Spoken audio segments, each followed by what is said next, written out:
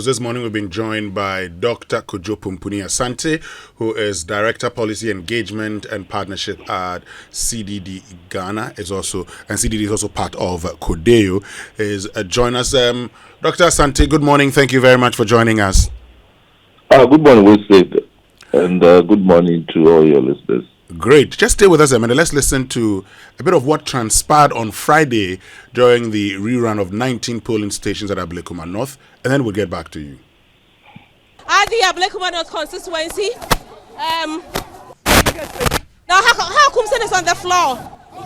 So that is the fight, that is the chaos that is happening right inside your Doko Methodist Church. All we saw were that we saw some marksmen enter.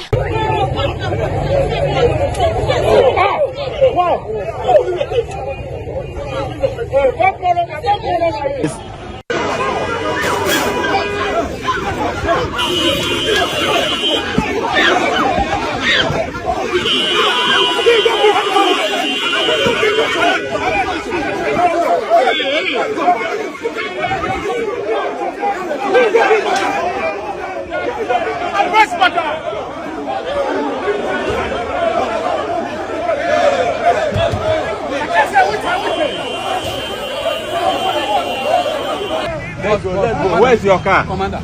Let's go. Let's go to your car.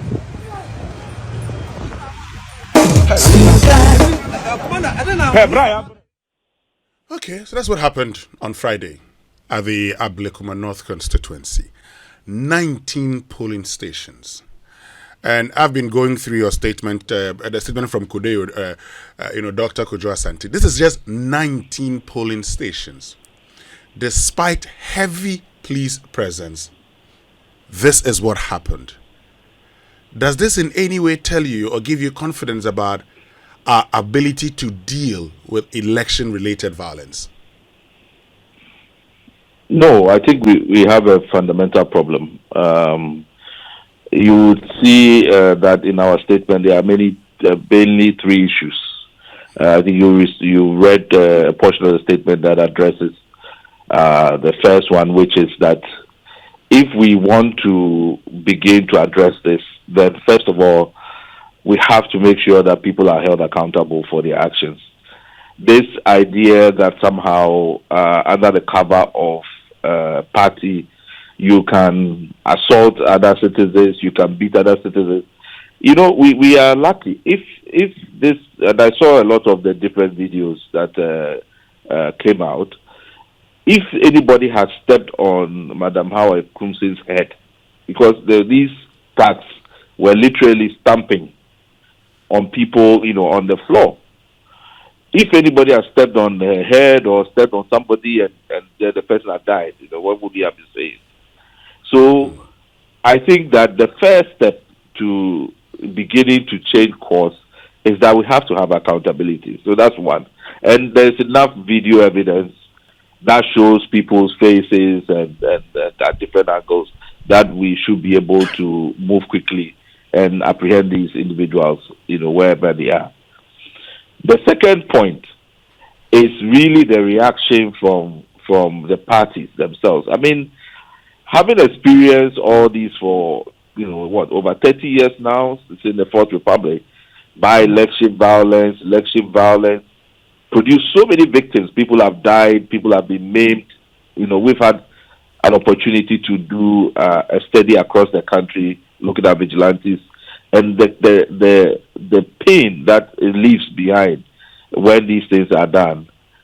To think that people have still not learned, political actors, the young ones who are entering politics, still perpetuating these kinds of impunity and this very toxic culture of political violence, and people say, oh, well, the person deserves it. Oh, the person, shouldn't have been there.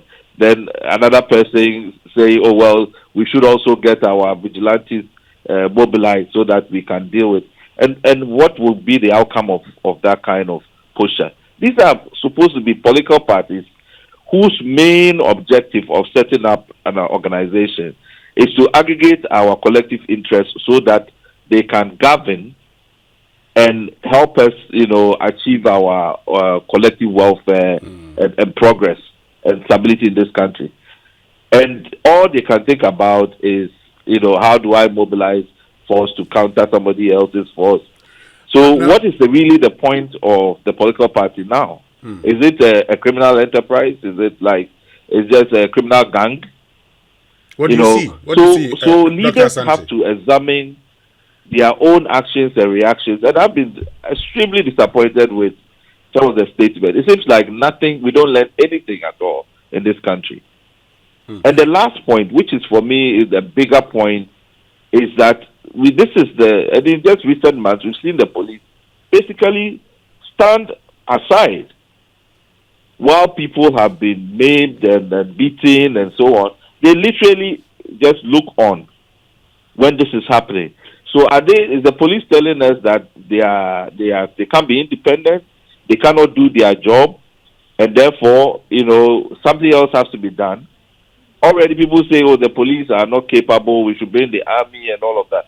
What does the police what message do they send when they see, when they do the things that they are doing? Okay. So there has to be a bigger inquiry into this. And that's why we have asked that the police council that oversees the IGP and the police service and advises the president have to have an inquiry on this. It will happen in the 2024 elections, in the transition. We are seeing it again. If citizens believe that they cannot be protected by the police during elections, then you are just asking for disaster. We are just one election away from complete instability. Okay. Now, you make a point, and I look at, the final paragraph on page 1 of your... It says, there's further, the security lapses observed during this election rerun, and in spite of the heavy deployment of security personnel, raises very serious questions about the state of the Ghana Police Service. What are these questions that you're talking about? What does it tell you about the state of the Ghana Police Service? Well, we've always been told by the police that political interference, they feel that if they take action, particularly against political actors, that they will suffer consequences. So, in many instances during election policing, they actually would not do what any police officer who sees violence, who sees people trying to perpetrate violence will do. Now, if that is what they are saying, then we have to ask those who are in charge of the police that are they interfering with the police's duty? Because if they are not interfering, then there's no reason why the police should be doing what they are doing.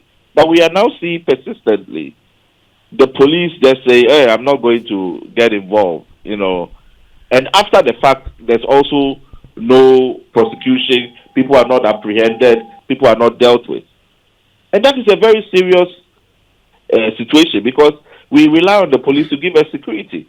The area where I was observing it in the morning, I saw school children, on their way, because people were going about their duties, and see the chaos and the intimidation and the kind of violence that happened there. As if, people are living in a different world. So what we are saying is that there's something fundamentally wrong with the way either the police feel intimidated, that they can't do their work, then the president who appoints the IGP, the police council that oversees control and direction, have to give us answers. Are they the ones instructing the police to do this? Isn't it? Could it also be a case? You've talked about the police itself, but let's now begin to break it down and say, because we've seen the police in times past, we've seen the police act in areas such as where the police ensured that the election process was smooth for the whole constituency. Would I then be right to say this is a problem of leadership, police leadership, not just Ghana Police Service as a whole, but this could be traced down even to the IGP, who is expected to make sure that things work?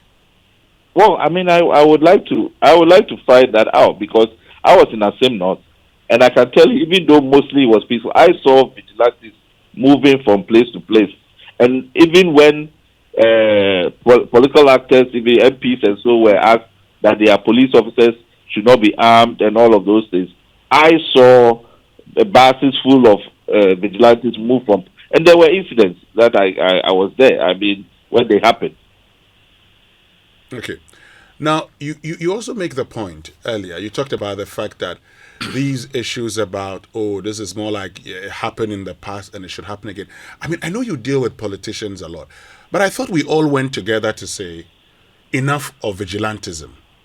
What is it about the Ghanaian politician that makes him think that if he is in power, he can do the very things that he condemned while in opposition? Dr. Kojo Asante. At least one of the reasons I can give, which is why I think the police has to be at the center of this discussion, is that every single time that this sort of emasculation of the police happens, then somebody is motivated or feels justified that if they are not going to get justice from the state, then they should take matters into their own hands when they are in power. But all of them had an opportunity to be in power, to change that history, to change that behavior of the police. When they get power, rather, they utilize it, to that end, to seek revenge and so on and so forth. So, who is going to be the elder in the room that says enough is enough? That we as citizens, as Ghanaians, as leaders of this society, we cannot live like animals. Who is going to now? President Mahama is in charge. There's an IGP that's appointed by him. Are we going to see the changes that need to be done to make sure that we don't repeat this behavior that continue to threaten the stability of this state? But so it's the ball is in the court of the NDC now. Good. They are the ones. The MPP was in power. What did they do with that power to make sure that we don't have political violence? We had Ayawasu West Wagon, we had 2020 elections and so on and so forth. So it's really who is the one that's going to say, no, I am not going to keep this cycle of equality, equalizing and all of that I'm going to put the steps in place to address it. I think that's what we should hold our leaders accountable for. Doc, there is something I think that CODEO and related institutions should also do. I don't believe that these people who go to the polling stations are vigilantes. So the definition we've given them as vigilantes is making it seem these people want to enforce justice, or they seek justice, or try to do the right thing using extra legal or illegal means. These people are just thugs. They are criminals. So I think even the definition we give them must change so that we situate them properly. None of these people go to these places to go and enforce justice or the right thing. They go and bully people. They bully officers. They bully their opponents. They violently try to get what they want. And I think we need to change the definition. I don't know what you think about this.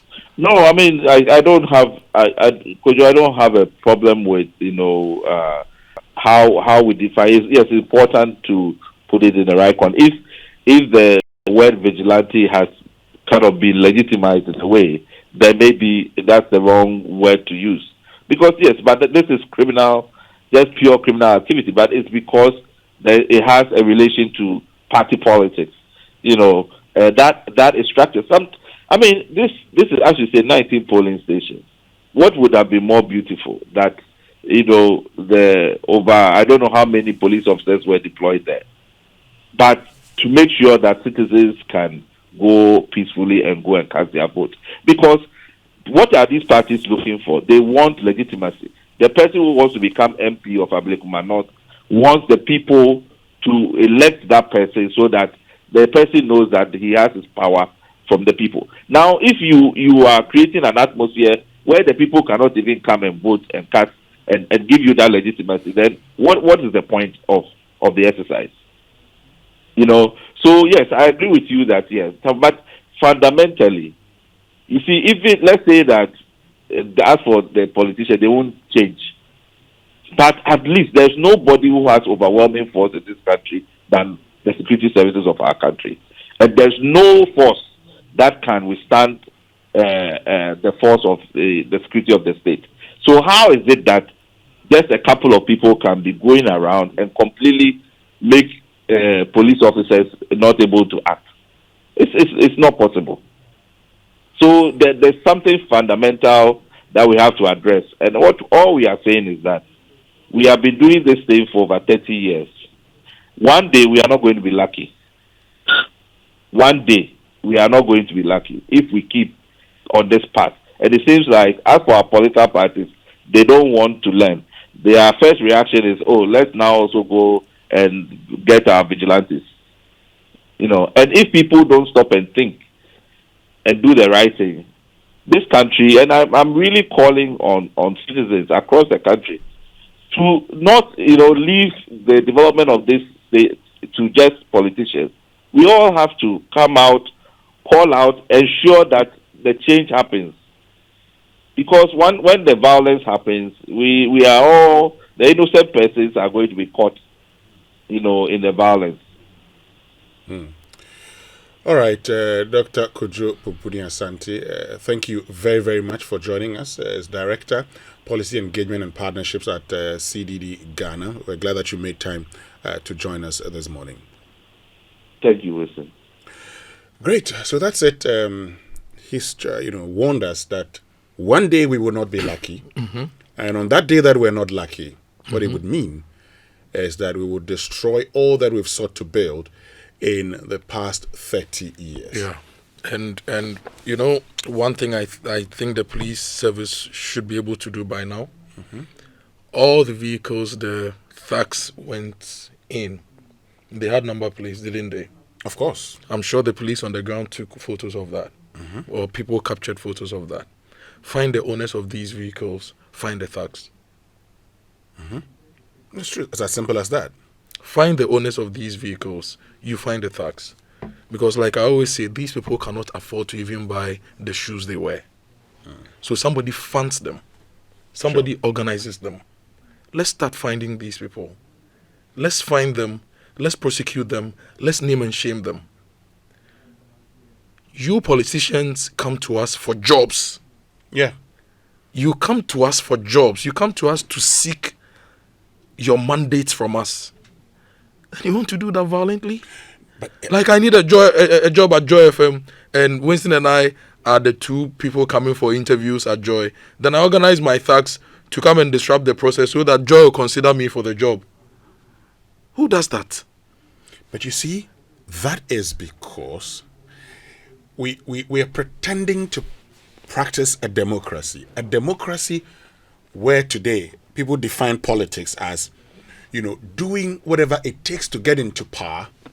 And then once you get into power, deciding what the people want in order. So you then determine what the people would want or what you should do for the people so they retain you in office, and you do it. Yeah. And so today what people think is that the only way they can, be retained in office is to use violence. So, okay, let me wait. It's time for elections. Then I start some shakara developments. Yeah. I go and develop one or two places. If that doesn't work, the next line is to intimidate people so they don't turn out to vote. Yeah. And so in strongholds of opposition, I probably would say, let me intimidate them. They don't come out to vote. Then I would get my people to vote. And then that's the end of the day. So, look, that's our problem. But I have always maintained, how in God's name is it possible that you make the point, Kojo, that the man is coming to seek a job from you, and that same person is beating you before you give him the job? Yeah. How is that possible? And we are normalizing 5K men, 3K women, flying lobsters, all sorts of silly things. We are normalizing these things. And you see, today, we've had, somebody engages in violence, and now he's nicknamed the flying flying something. python or whatever. Is it not a lobster? Well, there's a flying python. And this is, and you see a CEO of a state agency, actually commending somebody for engaging in violence. You think the next person would not go and engage in that same violence? Because he thinks that once he goes to do that, that is his way, means to recognition. Look, young man Malik Basintali,